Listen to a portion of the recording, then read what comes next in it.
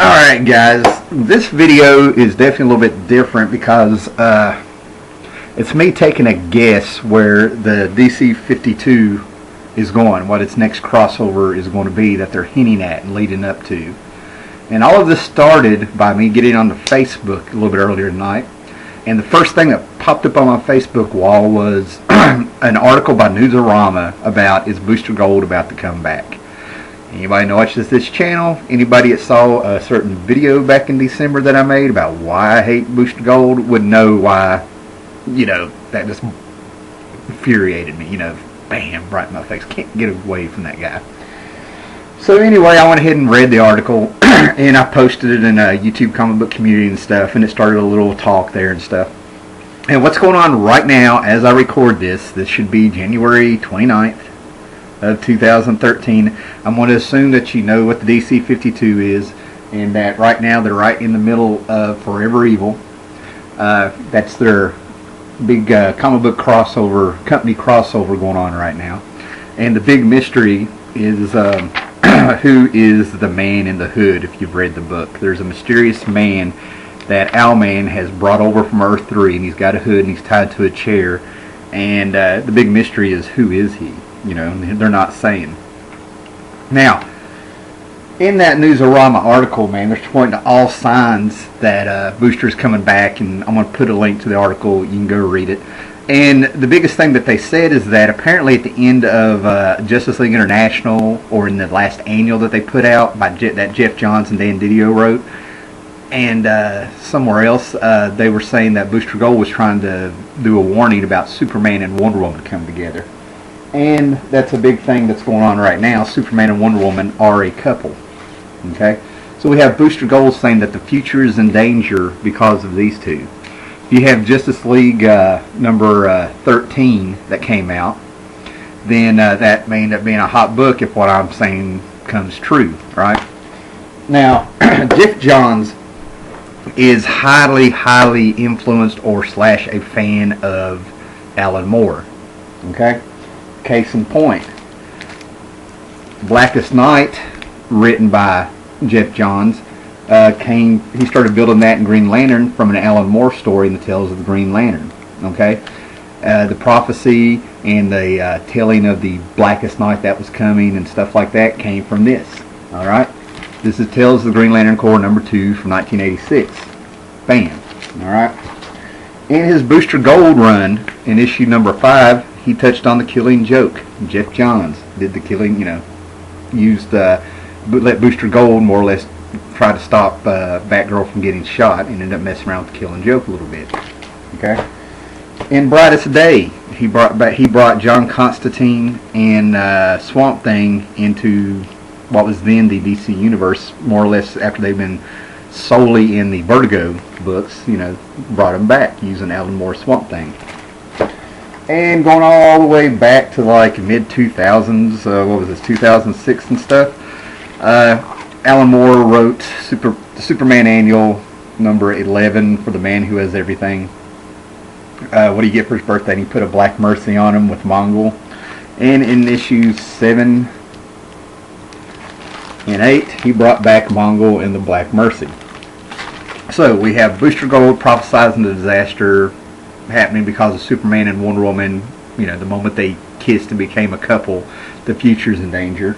We got Alan Moore who mines stuff left and right of Alan Moore's, brings it back, and that brings to an old 1987 proposal by Alan Moore for a company-wide crossover that never came to fruition, called Twilight of the Superheroes. Okay.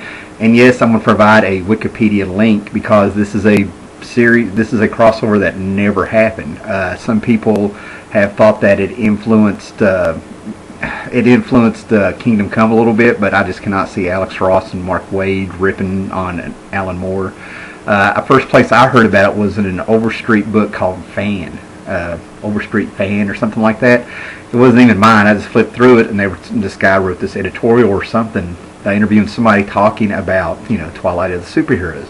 So it's never happened. Internet pops up and it starts leaking on the internet. Okay, it's not that it's a well-kept secret. It's just that it's one of those things where it's there if you knew to look for it. Okay, But basically, in the future of the DC universe, there are several houses that are pretty much controlling things in the future.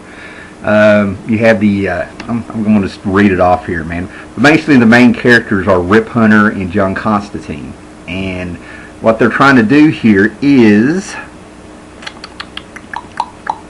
and their quest to alter their future. The series was set in the future of the DC universe, where the world is ruled by superhero dynasties, including the House of Steel, that was presided over by Superman and his wife Wonder Woman, the House of Thunder, consisting of the Marvel family, as well as a house built around the Teen Titans, a house built around the Justice League, and an alliance of supervillains.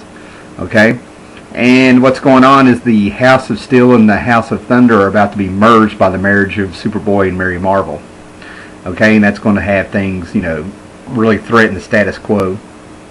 And, you have a whole bunch of other characters besides Constantine trying to stop things. One of the group's opponents is a shadowy cabal of non-powered heroes from DC and Pulp Fiction led by Batman. Another involves an alien alliance of Green Lantern Corps, the Martians and the Thangarians.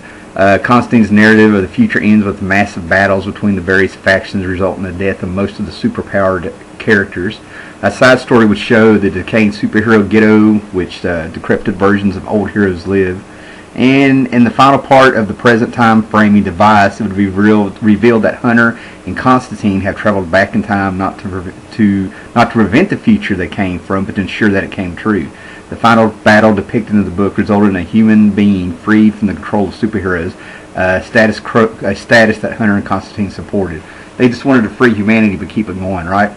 And the question played a part up in it, and it would have brought back the multiverse after a crisis and stuff if you follow that. Like I said, I'm going to leave a link up there, right? And if you think about all the books that are ending, that all of a sudden, the fact that the first thing it is, they didn't so much give Captain Marvel, Shazam, his own book, but they put him in the Justice League. A lot of things are kind of tying into that. And I had some other thing that I'm going blank on right now, but certain books that got canceled that just made absolutely no sense, and it's probably because of just leading up to this. All right. So, like I said, this is just my prediction on what's going on. Could the next big crossover be an old 1987 Alan Moore story? That never was used. I mean, they got Miracle Man popping up at Marvel, and in the way Jeff Johns loves that stuff, why let it go to waste? He's an Alan Moore guy. And I'm really trying to stall here to see if I can remember what the other clue was. Because as soon as I stop recording, it's going to kill me because I'm going to, guess, But, yeah, there you go. Booster Gold, the questions was mentioned in it.